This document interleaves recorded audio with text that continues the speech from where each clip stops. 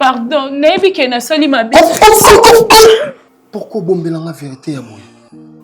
Gelo na linga ki o mingi. Nazaki na posa na perdre yo te. Ko poussa na pembe na ngaki. S'il te plaît.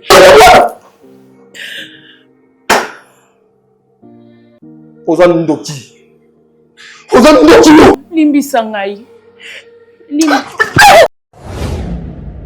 La voix du peuple, oh, la voix du peuple, oh, si tu es bien, oh. Vincent Chilouise, étoile de la presse. La voix du peuple, toujours longueur d'avance. Les informations partout dans le monde. La voix du peuple, toujours actualité, la actualité. La voix du peuple. Maman Nangaye. Bienvenue, chers amis téléspectateurs, dans votre émission Vérité en face. Nous vous souhaitons bonne détente par rapport au programme Nabiso Bolingara Mingi, Vérité en face. Awana chaîne Nabino, La Voix du Peuple, chaîne YouTube Nabino. Votre émission est à tout moment disponible dans la playlist Tosai Labino. Et puis, na bandeko barota Labiso, Nangambo ya couleur télévision, Tam Tam d'Afrique, Tokuta na Bongo, tous les lundis à partir il y a 21h dimanche, plutôt lundi à 21h, vendredi à 8h et puis dimanche à 13h. Merci beaucoup parce que vous êtes tellement nombreux à suivre cette émission. À chaque fois, vous êtes en ligne. Et je continue à vous dire merci na bandeko yo. Sala groupe WhatsApp pour nous soutenir le programme Oyo. Groupe WhatsApp, objectif nango ezali à soutenir l'émission yo. Il y a qu'on partage la vidéo dans Miso pour que tout ça la large diffusion. Il y a qu'on contribuer financièrement, il y a qu'on payer ça ici pour nous faire améliorer le programme dans Miso. Nous sommes très reconnaissants et puis nous disons merci à nos partenaires Oyo, soutenir l'émission à chaque fois que nous avons besoin de l'Ikambo, test à Aden, l'Ikamo, Songolo Pagala. Merci Nabino et puis merci na babone Nyonso. Oyo il y a la voix du peuple, vous aurez la Bino, il y a l'émission pour repartager. Déjà là. Toujours, c'est le maximum de likes, maximum de j'aime, commenter, partager cette émission. Ça nous fera vraiment énormément du bien. On se retrouve juste après cet élément. Merci. Nathalie likolo na se na monite oyo akokani na yo undili ya ba oyo basili makasi ba oyo basili lika papa makasi silinga zambe na lembi kolela nini nasala po oya nolangai nasala nini po yo bundela ngai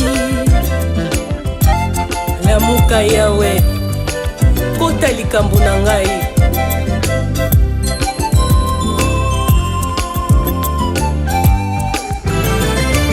esika nga na suki nde esika obandi kosala nasala nini po ya nolangai nini nasala po tobundela ngai na kati na pasi osalaka esika mayele suki opesaka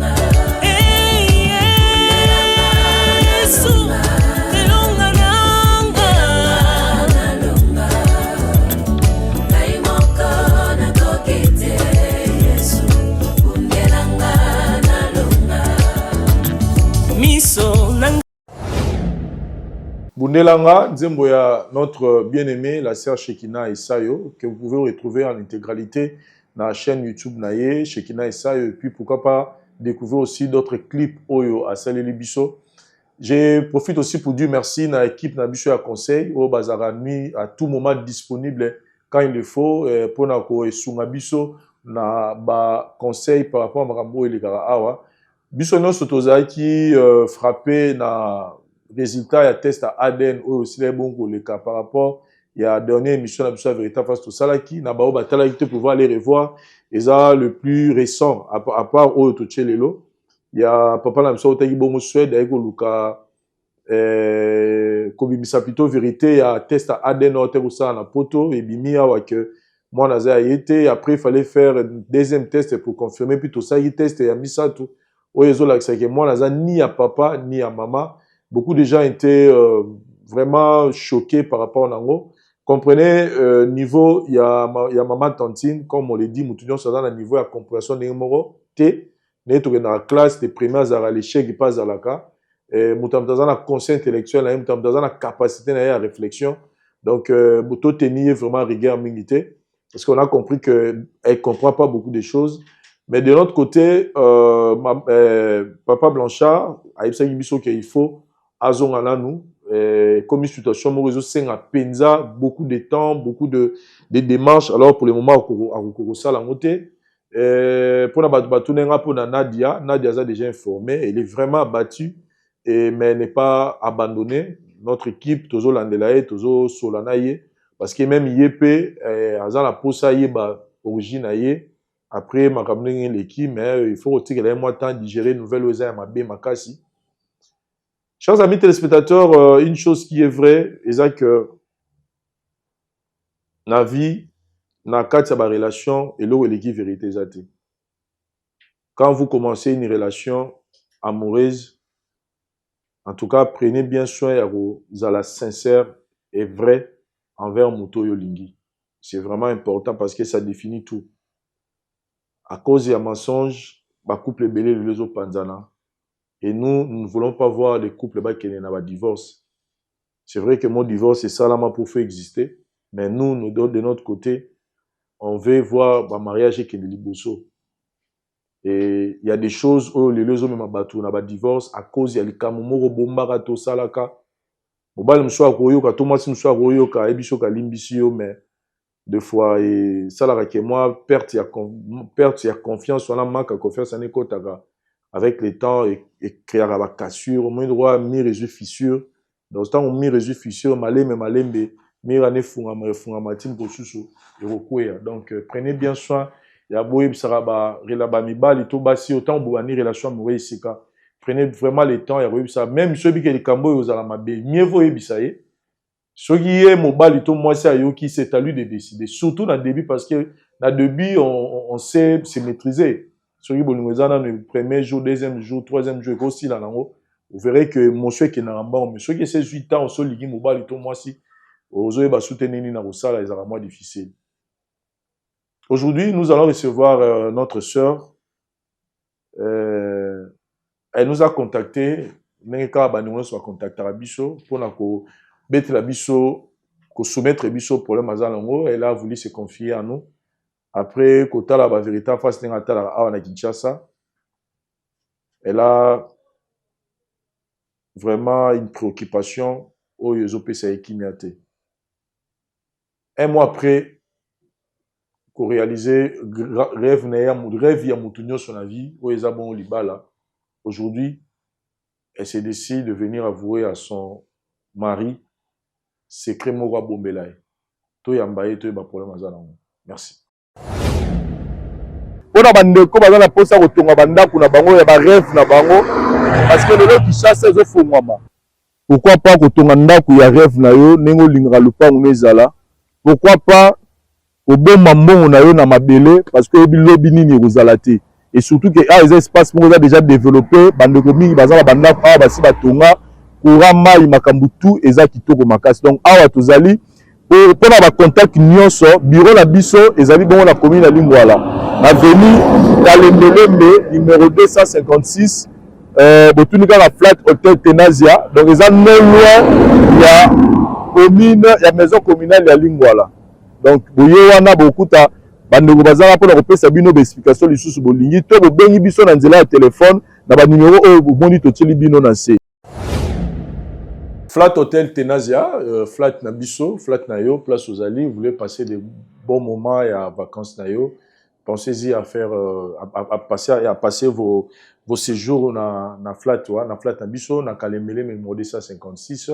Et puis, terrain Nabiso, na Maluku, Eza Bongo disponible. Appelez, na numéro yo, Bomoni Eza affiché, tant publicité Zoleka. Vous aurez tous les détails pour que, aux oyo mabele, balobi investissement et l'équipe immobilier exacté dans le monde pour faire tous les commerces dans la vie mais où l'équipe a belé à la rater donc puis ndaku esika bolala des alliés référence ya mutu ya malunga donc boso ba terrain na bino toza wana pour aider bino pour la démarche nyonso ozana ndeko na otinda ye benga et puis to pese ba détail tout azana ngo besoin. Comme je vous ai annoncé tout à l'heure que le lot toujours yamba Christelle Azara awa na Kinshasa na commune mot de la place Christelle a autour bala déjà nenga expliqué kingai mariage neto ko ça déjà 1 mois depuis ba tout ça mariage ba tout ça la ya bango cérémonie mais azana vérité azana secret moko a bombela mobali nae par rapport à la réalité elle s'est décidé à voir ngolelo et alingi biso vérité en face accompagné pour que Azala libéré na Likamango. Christelle, bonjour et bienvenue dans cette émission. Merci beaucoup. En tout cas, biso to remercier yo makasi pour la considération au pesi na émission oyo. Ya ko pesa biso opportunité on a to accompagner yo par rapport à problème aux anango. Toza wapona yo, to accompagner yo du début jusqu'à la fin mais ndenge to sala toujours au talaka ya liboso faut betela biso na no solo oyebisa biso problème na weza nini parce que là n'est na otu annoncer na bandego tu ça mariage na yo ça fait déjà 1 mois depuis au Bali pour ça nyonso rédiger coutumer civil nyonso nini komeli okase. Bon, merci pour la parole. Premièrement, on a la déjà émission. On a un problème moko donc na kokai vraiment que gérer on a monté et on a lingé na ya na partageant on a vu. Problème c'est que na passé vraiment un moment difficile et belé na vie. Na kutana kina garçon moko to bande ko vivre na ye et après ba difficulté à vie kaka na ki ko kutana suna garçon msusu. Donc na comme le quoi na demi pas. Et après na ki ko tomber enceinte. Donc on a commis na zemi na ebisi les 2 garçons baboya kiam. Baboya on qu'est-ce qui s'est passé pour baboya bazemi? Bon, na commis na zemi na kepa oyo na ebisi na za zemi.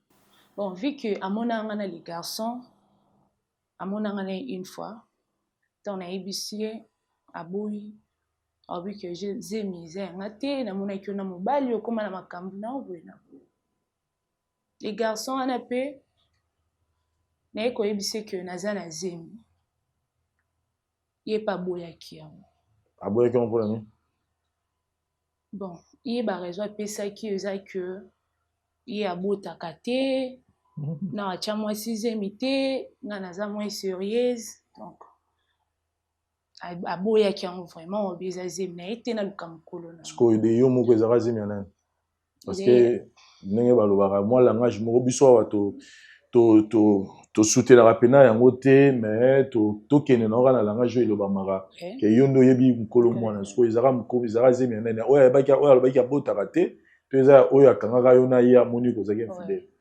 Ezaki ya Enoch déjà mobali to zaki na ye ezaki zemi na ye oya baki na yo ke Enoch ya liboso parce que oya bota kate to ekolengane na sima. Na landaki beaucoup plus parce que zaki na mbongo. Na landaki pour na mbongo pour déjà nazaki na bandé déjà ko passer un moment difficile. Je suis orpheline de père et de mère. Donc maman na papa bakufa batikanga na 10 ans. OK. Na beaucoup mes patentes na ngai. Dans la vie ezaki facilité pour na yo. Oui, c'était vraiment difficile. Et c'est kolinga mobile ezaki plus pour na ko subvenir ba besoin na otolo ba bon. Ozaki bango mi balé na contexte wana. Oui, je peux dire oui. Ouais, ko longola zemi to tenaki ka ko bota malgré ba papa mi balé ba boy. Na longola zemi te. Na longola zemi te, nazaki patente na ngai. apesa ye nga mwa fond na bande nakoma ye koteka nazemi kaka. Dieu a fait grâce mpe nabotaki mwana mwasi Béni aza déjà akokisa déjà 5 ans aza pa tante na nga wana. Le problème eza que mobali oyo abala ngai kelor nakokaki vraiment koyebisa ye vérité mbala moko te mpo déjà ntango nazalaki na ye abandaki déjà koloba déjà babilo moko ke nga mwasi abota nakobala ye te parceque ebandaki kodérange ngai namonaki déjà opportunité malamu déjà yango wana nzambe asungi nazwi mariage et soki nayebisi esu ke nabota peut-être aoboya kobala ngai peut-être nde nabombelaki ye nabombelaki ye vérité ke nabota mwana ngai aza pa tante donc eza secret moko même tante na ngai ayebi nalingaki te vraiment parce que nabandaki komona ka on dirait vie na ngai econtinue kaka bongo na basouffrance yango nayebisaki ye te ke nabota mais na minute oyo nakomi na posa nafanda na mwana déjà esika aza pa tante azobelabela aza mwa moke affection vraiment eza vraiment beaucoup plus te yango nazali na posa nazwa ye nafanda na ye donc eza eloko moko naokoka te naoyeba te naoyebisaki eloko nde nini naobanda ndenge nini donc naomona moyen ya kobanda yango te parce que ayebi ke nabota te.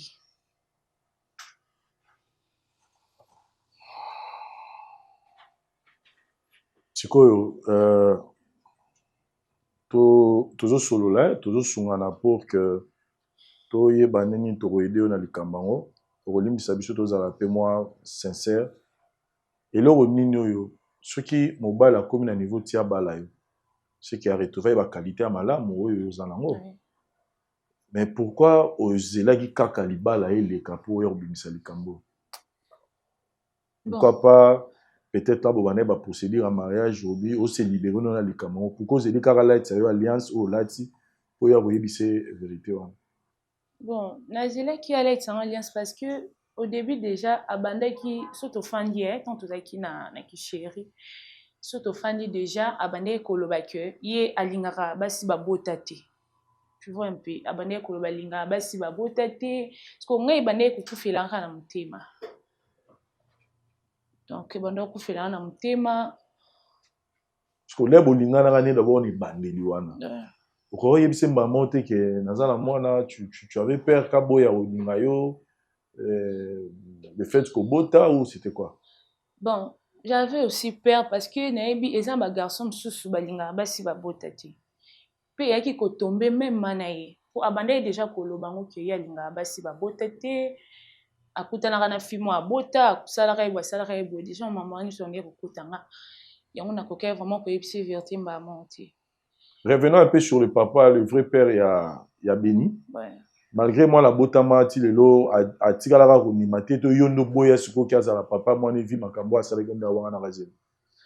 Bon, netiye déjà, na tout na même ma famille, na iba warisira qui n'a pas évité à voyager, à za sopé, na ba matadi, donc, na ibi vraiment, vie na été. Mais famille, na iba ibi quand même, cause na moi na oyo, ok, za moi na, ojo incité, gaza moi na. Famille ba ibi. Famille na ba ibi. Pour ça, nous les années. Bon, ce qui n'a pas vraiment n'a pas beaucoup de pour n'a mon okokate. Pour ça, n'a pas que n'a pour ça n'a bisa mobile n'a vérité que n'a moi na parce que n'a pour ça n'a fan dans moi n'a ici comme encore. Aza muke, aza pe moi si donc faut n'a mon aboko là et le moment tu as choisi, c'est juste après un mois un mariage na binondo préféré bisaye. Vive à réseau yo pesi. Oui. Bon, nous ne sommes pas là pour te juger, nous sommes là juste pour t'aider, pour affranchir na likambo za nango, se libérer na vérité, na secret au bombela mbaye na yo. Tozo yambaye juste après il est mort. Merci. Donc raison auto bengisio awa, ça par rapport à dossier à Christelle. Christelle nous avait contacté. pour nous soumettre situation à Zanango, où ils ont concerné directement. Parce que là, elle nous parle que Boza ba nouveau marié. Oui, merci. Il a 1 mois de mariage déjà. Alors, Azan Likamo, ils ont dérangé ma casse, ils ont tout mis ça vraiment. Azo Kokako Giran ou Souye Moté. Alors, à Talarabiso, Ningeto le Kanaka. Alors, à Jija qui bon, que Ayana Likamo, pour que tout soutenir. Bandeko Omoni, Ezali, Bandeko Bapesa Tuli, tout ça, pasteur, tout ça, papa, maman Bazawa. Tout ça, caméra, ils ont juste pour nous soumayo, pour garder ma preuve, parce que malobeko qui n'aime pas image etikala. Donc, mais to bengo peut-être limbisa biso, ezali façon ka tout le monde utilisé pour au mekaroya pour te dire que koya est vraiment facilité vu que matana yo te bito bando salami. Donc raison penza to bengi c'est le za Christian t'a invité parce que azali kambalinga yebisa yo mani biso to assister. OK, Christelle, est-ce que ça qui moyen ya ko lobananga likambo il faut tozala boye parce que nalalaki na yo nalamuki na yo otikala bisange le côté subitement obenginga mbangu olimbisi monsieur le journaliste naza cadre na société et déranger nga moke boye donc nayebi te so na merci beaucoup tozo penata milité nengo lobi ozana makamne bela rosala. Christelle, je veux pas aller par 4 chemins. Awa sikoyo eza que papa yo liboso na yo ne to sola ki yo ne fo ebisa papa situation ne ezali comme ça to eba ndenge ya liboso na yo. Dielo, premièrement, je suis désolée.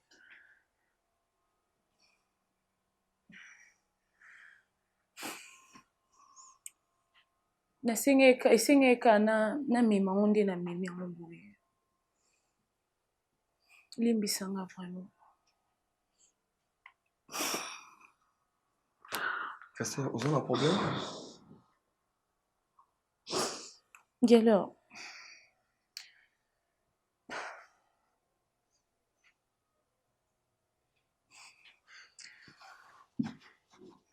Les a vraiment problème et gravité. C'est juste que naza posa na vivre là on a ba mensonge té. Nangaki na ebiso nouvelle on a ebiso té. Pendant tous ces temps qu'on a fait, donc limbisanga vraiment. Le cas place na mutema na limbisanga. Le premier que Christelle, s'il te plaît. Est-ce que ce que vous avez à propos ça y a causé un pardon, il faut problème, faut le balancer, mais ça va tout. S'il te plaît. Hein? Alors, yebisanga nini aux gens ont ça. Problème mes amis. Bon, problème ils a vraiment problème à gravité mais c'est juste que n'engena ebiso le cas place na motema olimbisanga. O salinga nini bébé? S'il te plaît. Moi nanga zo souffrir ma casse. Moi na yo? Place à ça donc azo bela trop. Yona linga ki bon naibi ke naibi sauti na sele mabe nazala na mwana. Naza mwana une petite fille de 5 ans.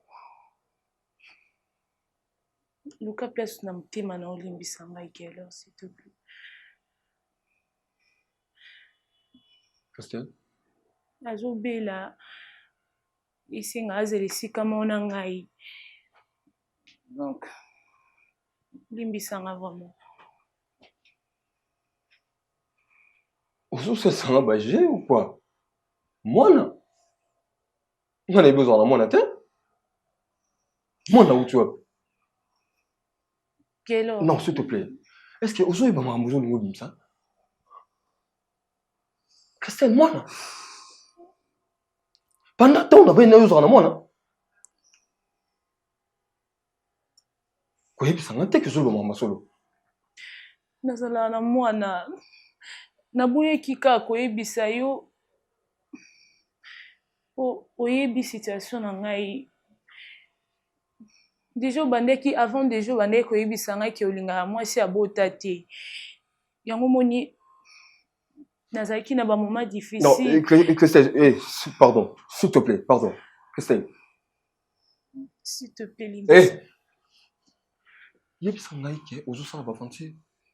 Mais pourquoi vous en moi na wombela la vérité? Na bande komona moya oyebiso te. Yango moni na ye awa po na bande kokoka te. Na yeba te na obanda wapi kelo. Pardon, s'il te plaît. Oh. Christelle. Na oyebiso ba parents ni. Na oyebiso ba parents na ngai nini. Na oyebiso ba collègue ba mi na ngai nini. Ganga te s'il te plaît. Non, nazo ganga te Christelle oyebi très bien que yo zana mwana. Mwana. Maintenant on zele que bon mati ya moi pour que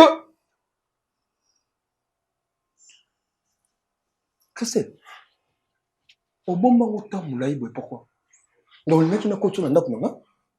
O le mec il n'a pas yo nanu. Pour que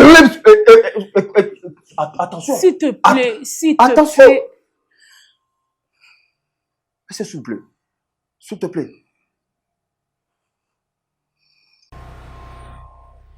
Christelle, pourquoi bomber la vérité à moi?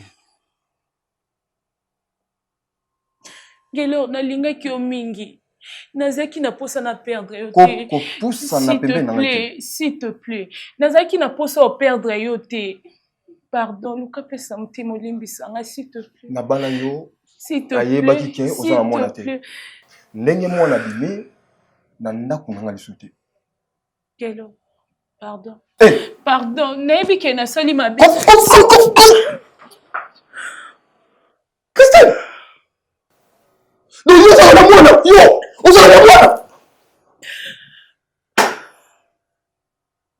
Ozan ndoki. Ozan ndoki yo. Suka ah. Ko tsaba sa pote yo na ngangité. Et puis ya ba yo. Mais c'est mais nazo ba pardon. Ti kanga iko. C'est quoi ça?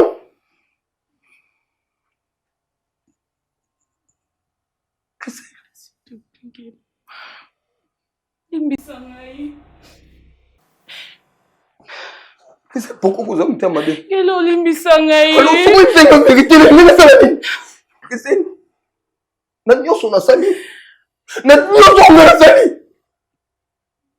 Là, il y a et puis là, laquelle colombe la côté de l'eau. S'il te plaît, pardon, Limbisangaï. Je sais pas. Christine. La bébé, c'est mon ami, Christine. Mais non, quand c'est ça, bon, mais le secret, bon, mais le vérité, que même, sur le fait que maman, la psycho, mais le reçoit de ton état, n'importe quoi.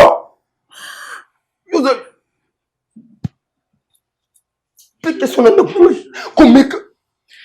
Pardon, s'il te plaît, pardon. S'il vous plaît, s'il vous plaît, s'il vous plaît. En fait, Christelle a sali ma bébé. Christelle a sali ma bébé, ma casse. Na métier en place là, vous avez le droit d'interpréter, nous avons interprété, on a que Christelle a zéla qui, au balayer, pour avoir sa vérité. Mais à minute, moi je pense que ce comité n'a pas la Christelle, c'est parce que vous retrouvez la qualité de la vie. L'amour supporte tout. L'amour esquisse tout. L'amour pardonne tout.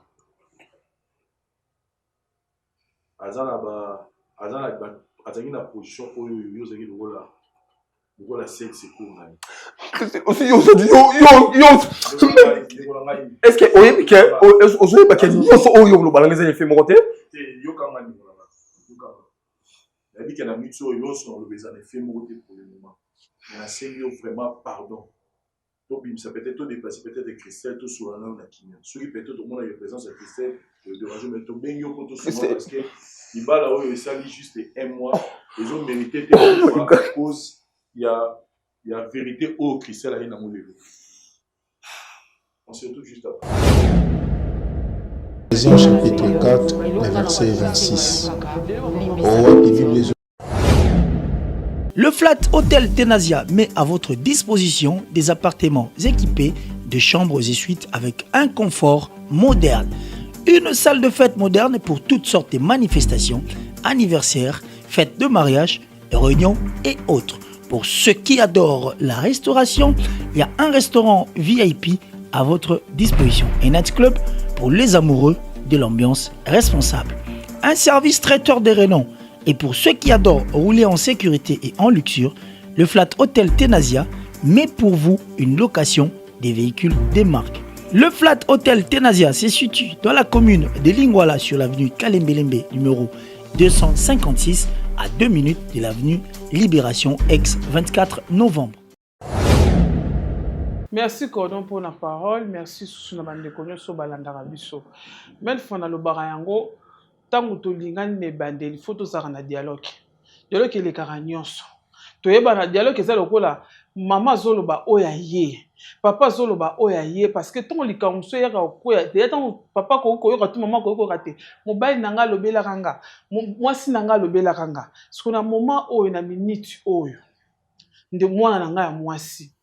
Osale loko moko eza penza mabe makasi parce que onoko yebe papa ata bande koloba na ye likama motema ta muso yebike yesu ka alingi obika ngana bota ko boya ta musu na tour na yo nzabe pa linga sala ngolu moko ke tango yo yebisi yeke nazana mwana akwa pe ndima po alingi yo akuti oya sepeli nango epai na yo mais ta musu yo zui likanisa ko bomba secret moko boyeke ngana bota te ata yo moko sotango yo pesi papa sango na minute ndime peke akoko ya mbango na malamu tako ya mbango na esengo eloko obombela yango ti ozelike ti obala na yo ata yo moko osele loko moko ezaka te tozaki na baconseiller moko ya malamu te to ata na baparrain na bino balobaka oko likamo bo ati na sele loko mona okoyesa mobile nanga te me bino boza na façon ya kosola na biso pe toyeba nini tokobala na awa mais yo sele loko moko boye ezaki malamu te papa na ngai zwa kimia neyebi ke ndeko nanga mwana nanga musa sali mabe mais zwa kimia bosi bobalani neyebi ke eza nango mabe mais osaka na mutema ya kokita ko décision te ke o na ndako nanga kokomaka te tosukani kaka awa te ma papa na ngai omoni mibali basala bino eloko eza pona komela makambo tato yebi ke eza nango eloko mususu ezaka tango meli boye eloko ne kitise ke meli makambo mususu neyebi ke eza choc mais na kosenga na yo olimbisa ka mama maki mama sali na ye mabe mais na kosenga ka bolimbisi po bosi bobalani okoboma libala po mama yebisi yo ke asali mabe yebisi yo ke abota mais siko ndenge obimisa biloko na opesa na konti ko bia yaka lisusu te libala ekufi obomi libala moi posedi bo kolanda susu ya kolanda ke na nini na bino na leta boyo pona papa na ngai limbisa ye tchana se mama asali pela mabe po to kotele te asali eloko moko esalaka te me na kosenga na ozalaka motema okita oyeba na komikitisa kaka papa na ngai merci. Merci Cordon pour la parole. Christelle osali mabe attaque ma fille osali vraiment mabe parce que na début ya relation na bino faut que lobaka vérité batu nyonso o baolanda nga na début ya relation ezalaka na sentiment moko mobali na mwasi bazala nango soko lobi vérité peut-être ko sauver yo oloba vérité te o cacher yango ndeko ko zela ba pese lo mbongo bon ba gelora dépenser après oya oloba ngo heureusement lobi yango bo sali plus de 1 mois oso ezaki ke obike babiloko mususu et landaka bato et là non à sens nini okoko kuvana nda pendant quelques 10 ans 8 ans ozo mwana te pone loko ya kubomba mwana za bénédiction mwana za lipamboli ko uta pa na nzambe comment ko cacher mwana yo oyo memaki pendant 9 mois o bomba ye oza maman ndeni hein Christelle osali mabe to ko encourager yo te biso en tant que ba maman na ye papa Gelor pardon c'est une puissance qui libère nanzela na biso ba maman olimbisa ye na ye eza facilité koloba te ke azonga te atikala awa non biso to waka pona ko panza te to waka pona ko sangisa to waka pona ko bongisa kende pena réfléchir Koboya a été papa nanga. Koboya a été sa facilité papa nanga. Même si c'était mon frère, nanga qui n'a côté les pété, nanga na côté la Christelle té. Biso to lo bakara tant que ma maman na passi o ya 9 mois to lingate mariage e beba. Mariage na sengo. Na sengo, na gloire moko na munoko boy et que panzana. Et ça m'a bé papa Gelo. Limbisa na part na biso maman. Merci. Merci pour la parole, Cordon. En tout cas, c'est vraiment difficile. Il y a quoi appuyer action Oyo. Christelle Assali. On ne peut pas l'appuyer. C'est un mensonge. Nous le tout le temps que le mensonge détruit. Mais la vérité construit. Ici, nous sommes pour construire la société. Alors, Christelle Mambassali est amalamouté parce que un enfant, on ne le cache pas, c'est le sang. Je le dis toujours que le sang est sacré. Pourquoi piéger son amant? Pourquoi le piéger? Parce qu'on les a piégés. Parce qu'ils ont action que salami avec préméditation. Donc, na kendena on a libala, après na roloba. C'est pas bon. Et puis, c'est pas un problème car qu'on a débité. Tout le mariage en entier, c'est un dialogue. Nous, on nous a posé une question comme ça dans l'officiant, pour encadrer biso dans ma longue. À tout biso, qui peut me dire le mariage en un seul mot? Voilà 7 couples. Mutumoro azora réponse te. Et puis il nous a dit, ils a dialogue. Na lingala, ils a les solo. Le mariage, ils a les solo. Donc tous les jours, l'homme et la femme, il faut pas solo là. So bozo solo la sauté, flamme ya bolingo, et zo kweya. Si un jour vous pouvez vous séparer comme ça. Et puis na li solo, on attend bozo solo là, ils a les solo à vérité. Dire à son partenaire ce qu'il y a. Et ça c'est important. La vérité délivre, la vérité construit, la vérité harmonise les choses. Soit dans un côté, il y a Papa Nabiso Gelor. Et le Maramingi, Tokendara Libala, Bazote Abiso, c'est pour les meilleurs et les pires. Batouba kan sarate que les pires ou anezaliwa. C'est tout ce qui est comme désagrément. Oh, nyon soya bien te, oh, yara Libala. C'est comme le cas qui est arrivé ici. Ce qui toque plus tard dans la parole de Dieu, bah pesa biso conditions au liba le kufa.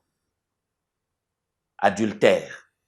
Des conditions bah pesa na libala na o Italie Nzambe qui a institué le mariage. Ça ne donne pas raison à Christelle, mais ça constitue un moment de réflexion pour Nagelor à réfléchir. Et ça, la question que vous avez aussi donné votre cœur. Première dépense, première contribution, le cœur qui contient l'amour a été cédé à une dame. Réfléchissez. Merci beaucoup.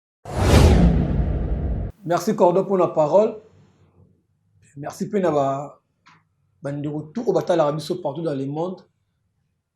Vraiment, là, vous allez me pousser par rapport à la situation et comme il de Ronanga. Nous avons vraiment la place. Moi, personnellement, toutes les relations amoureuses, on a banné un mensonge. Et qu'on fait un dans un sens vraiment clair, bah, tout on a abordé, la banni relation, on a pour on a débat. Bah, tout on a savoir que dans la moi, on a moko. Moko va comprendre que dans la débat, na baboya nga catégoriquement. Baboya nga. Donc, avant de banner émission, on a recordé le but. Toutes les relations sont dans un mensonge. Ils sont kaka par kokweya. Le ngana victime. Tous les filles sont en place baza. On a kosa bango baboya nga. Alors, naka o mama Christina nando na mobali papa Gelo. Tous en a facilité car le papa Gelo limbisa tout tient na se tout la boule. Ah on a quoi agir moi tant que moi mobali et tant que garçon o abundi a nyokwami asali be konzo na ye ba économie na ye a privé makamune belé a kangisi mbongo na ye pour honorer moi si na ye ya facilité parce que ba mariage na biso ya mikola lelo na ba mariage ba maman na biso ya kala ils sont différents bon ça va mungwa moi savon mon cycle, mon symbole, ici, mais le comment, donc, n'a habité. Il a besoin de 10 000, 15 000 dollars. Comme dans ça, la paix, vinaï. Mais là, il faut donc vérité, amour sincère, transparence, faisala. Maman Christelle. Attends la bandit pour draguer yo na parole moko agressif to choquante bani qui na za bona linga mo sa botate na sa na loka façon mutaloba. Vous avez testé moko au sala. Donc les papa on a ko baki ngana linga nga mwasi o abotate, ça veut dire que sentiment na ye to vérité na bimisa bala moko. Alors il peut falloir bimisa vérité na yo profiter on dit ma pe que ah chérie de na za bo écoute o linga na za bona na mona moko parce que na kilelo presque ba jeune fille belé déjà ba boti bana babana na bango déjà ba bona pena mibali et pas si au mona boss mo bena botité déjà na mosu kamo gravité que fille mo botité baba la été et na mosu danger té or ce qu'on ba ki vérité na sûreté lelo on comme on a point oyo yo sala ki que au bomba vérité oyo le bon na kwa libala po au promouvoir au sauvegarder libala nao mais na biso divorce et ça la makana kata libala non amona te bato babalani te bakena divorce donc bato akabona na kata libala ça dit na kata libala boko kabona pe il y a qui vraiment calcul te qui raison te au bon ma vérité pour eux on ndako libala ngala za komite na place ndona mobali ba pasteur baza ba maman baza ba tenir rigueur te amana mite na place na ye to senga vraiment pardon au cas te que limsa à la va vite comme ça donc on a faut attendre pour réfléchir. Moi, c'est déjà à qui gratana. Mais bandeli, c'est forcément facile. Puis, on a la route, ni 4 fois, 5 fois, à consommer facilement, on a libala. Soit on a réfléchir, doivent maintenant réfléchir. Bah, parents, on a dit que vous bali moi si oyo a botate. Bah, comment on a idem. Alors, on a kata libala là, bah, moi, siko, moi, on a continué à kata libala, il y en a au moins, on a boté avant. On a m'appelé garçon, on a évité. L'amour supporte tout. L'amour pardonne tout, doit t'en réfléchir pour avoir la décision. Mais maman Christelle, parce que vous allez, il y a que amour vrai dépend en ils la vérité. Vérité et que non, si na souka, il y a Lilita, et on a compris que pourquoi nous avons appelé ça basi gorgité. Merci. Merci Cordon pour la parole. Na lingina yebisa ndeko na biso ya mobali. Papa, bolingo e dominanga nyonso, bolingo e fasaka nyonso parce que na mona mutalobi nga na oteka na nga via mibali na okota mosusu te parce que na souffrir trop. Nga ta mobali na lingi mobali bengi nga to efani quelque part na okete na enfant na commerce na nga mais un jour a trouvé mobali atiki biloko ayebisi leki nete kelanga na kena na kokutana na papa na tuni question mais yo la paranda mais pourquoi ça libwe? Ah oui c'est parce que j'ai trouvé bolingo est différent par rapport au ezalaki. Na peso exemple pour nous yebso ke bolingo dominaka nyonso bolingo dominaka penza nyonso pozo tangi même bible na robetolo histoire ya docteur moko tu na Yesu motuna et dans Luc chapitre 10 les versets 27 à 30 o wapi docteur wana telemi docteur de la loi telema tu na Yesu motuna o beteli biso lisolo ya koloba tolinga yo na motema na biso na makasi na biso na nyonso na biso pe tolinga baninga na biso atuni Yesu motuna nani nde prochain nango esengeli na linga kasi Yesu azoyebisa ye il y avait quelqu'un mané ko kitana na biloko na ye akutana na bato mabe ba beti ye bakomi setino na suka azopesa lisese wana pona omeme ndenge ni bolingo ya makasi pona olinga moto ape na parce que soki muninga akwei na bondumba elingi koloba te ye ndaza mabeko yo yaza mabeko leka yo to yo no leki na malamu parce que ya kwei na bondumba yo poko kwei na muyibi lemsu ya kwei lemsu na kobomba vérité mais yo lemsu ko kwei aka un jour na erreur mo o lemsu ekozala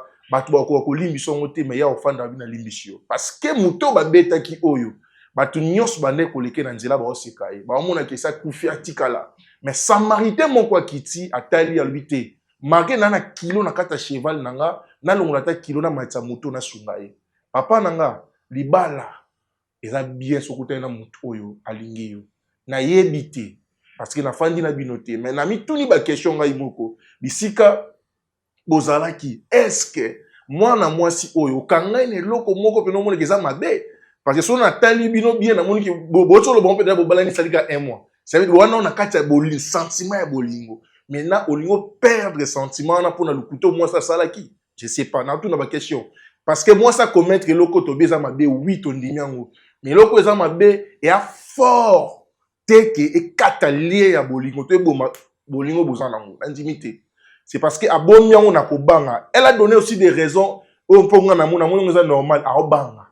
A obanga ko perdre diamant za nango. Alors bina zo na ke nona zo no bilamba na za na bomba ta na mai mais pourtant bilamba ngo ke beba. Maintenant les lois habité na sika ke beba na bimisa on bala yeba ki na bilamba ngo. Bilamba ngo zani za mwana. Na bonde liyo na mutema mbalwa musala nzambe mona no bolingo. Tala no bolingo. Bana kotala ba aspect pe nyonso bana kotala ndebo vivre est-ce que c'est une femme ou un jour à retrahir yo je sais pas oui to ko bien on se quoi trahir yo pas bomela ko vérité mais album on atani a beta histoire na lande na bandela bi na Alexis bata moko difficile maman papa ba kufa na 10 ans vie comme un peu moins compliqué donc na ndimite ke mambo no salobe na bande yo yebi on telem so ko za yeba indam mais les lois est fongolo nyonso abi ke nana posa na perdre yete nana posa na yebise vérité aye pas yebise vérité les restes ezana yo nenyo sengelo gérer bolingo na yo comprendre directement que moi si nanga bota parce que ba défaut ya muntu o bozana bo vivre na ye et comme ba qualité so linga mutu makasi au cause ba défaut wana comme son ba qualité ngolo ba te ndenga bali bo na sa famille nanga non wala muto no abali to ke sona famille nga bala mwasi mais muto abali mwasi na ye nda o gérer mwasi na ye ana makoki pa o gérer na famille na ye na famille mwasi ne ko convaincre bon parce que ye nda o linga ye merci beaucoup. Ephésiens chapitre 4 le verset 26. Donc on a que lors je dis merci Nayo une fois de plus dengo accepter to continuer pour filmer les Cambo. Na otoko le bano tout à l'heure avec biso awa toyo côté la Christelle te. Toujours reconnaître que Christelle a sali mabe makasi. Mais un aspect moko oyo biso pi mibali en général tous arapé trop exigeant et pas ba fille.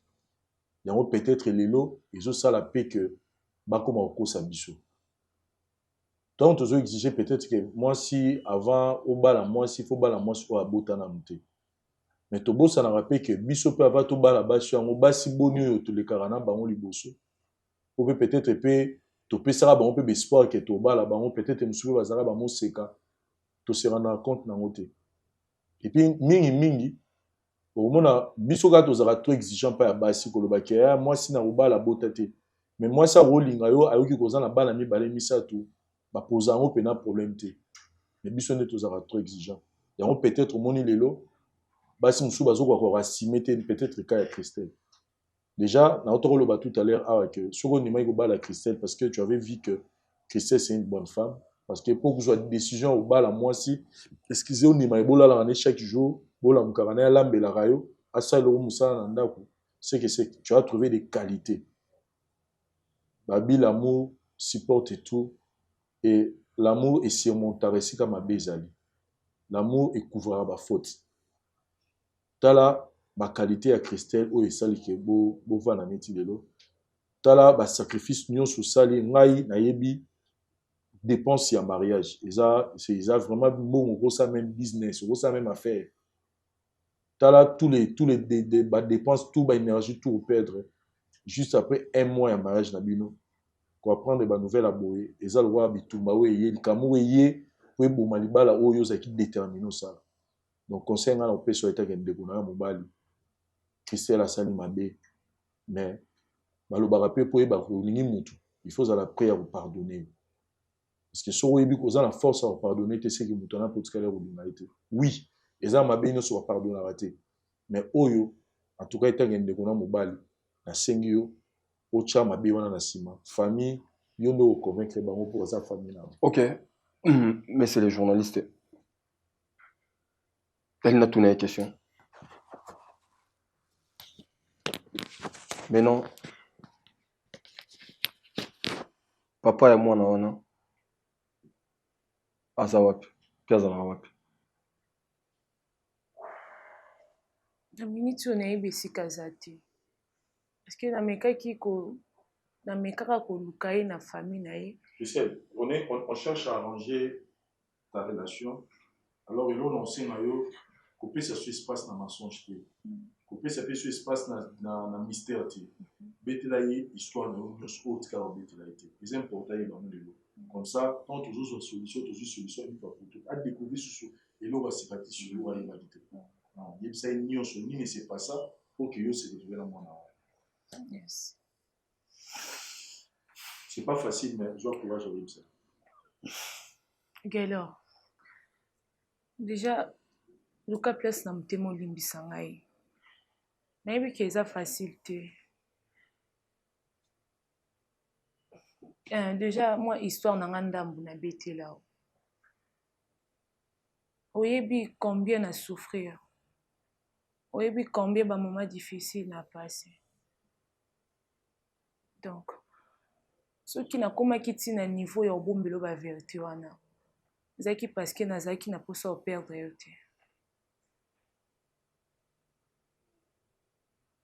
Papa et moi, Azan a voyage, mais nganaye tout solo la ate. Ce qui est vrai. Tout solo la ate. Na solo kana na bande konaye. Et ça nga qui a voyagé. Et si kakenda bon peut bailler biti. Donc na zapi vraiment na temps ya kolanda na ye baté pour déjà sinabala. Au mon place aux alukuta. On a vraiment le côté. Tu sais quoi alors? Pardon. Christelle. Dans un tellement désolé. Et puis, il y a deux autres qui sont pas question, pas n'angaï. Comme mes calisous. Donc, mais t'amènes là, y'en a pas fait d'autre n'angaï. Oh, ya. Ozwa, oh, les aïeux. Bon, et bimi, n'a pas m'bali. Ça sera dur pour la vie. Donc, mais c'est les journalistes, s'il vous plaît, pardon, Olimbisi, ils n'ont pas naïo, ils n'ont pas naïo. Mais c'est Nazan pour ça des autres. Sinon, ça des autres, parce que où est l'équipe déjà. Et alors, Nazan a pour ça n'a été. Et puis, il a nié la vie dans la mobimba. C'est que là, Mikiti, ça, s'il vous plaît. Kanda, Etka, au réseau d'ata problème. Yozoye. Mais c'est que là, s'il vous plaît, mais c'est que là, s'il vous plaît. Chers amis téléspectateurs, chers conseillers, nous sommes obligés à suivre Awa pour voir à combien nous pouvons calmer notre frère. C'est normal à réagir pour comprendre parce que vivre avec une femme et après au Bali et moi après nous sommes nouvelle à maman ce que ça a un nerf solide penza te au digérant monté. Christelle, nous sommes avec toi. Le plus important ils ont sali par nayo les camunions sont ceux qui bimé ça va passer vous allez na courage les balles ont recouffaté vous allez na été recouffaté mais les yomoko sont posant les camusu sont yebisi biso les lotés peut-être en dehors à caméra ou yebisa biso pour que équipe na biso la vérité en face tout le monde n'est tout ça la pour te convaincre Gaylor alimbisa. Donc, nous sommes tout au channel le sambo parce qu'ils ont facilité le coup de Bukaki. Tu comprendre, courage, tu anayo, tu succès, les données, tu enregistré et puis il y a tout à l'heure aussi. Merci à l'équipe de Yabiso à conseil, merci à maître Danilo et merci à Badouno sur le Talibiso Lelo. Laissez-nous vos commentaires, donnez-nous vos points de vue. Ça va nous aider pour voir comment tu convaincre M. Gaylor à Limbisa. Moi, c'est Naïe Christelle. Bye. Je suis docteur Pichotondele, pharmacien de formation. Je suis formé à l'université de Kinshasa à la faculté de pharmacie. Et puis je fais d'autres masters en transformation des agro-ressources à l'université Marien Ngouabi et au Canada en préparation de cosmétiques thérapeutiques naturelles.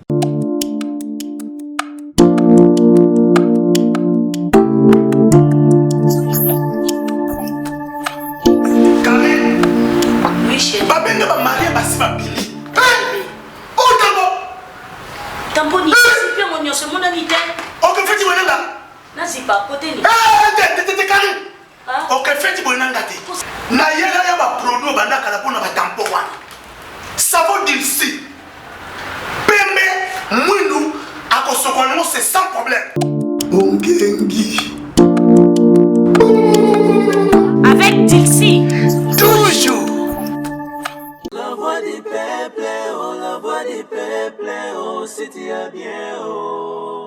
Vincent Chilouizi, étoile de la presse. La voix du peuple, toujours longueur d'avance. Les informations partout dans le monde. La voix du peuple, toujours actualité, la actualité. La voix du peuple. Maman n'a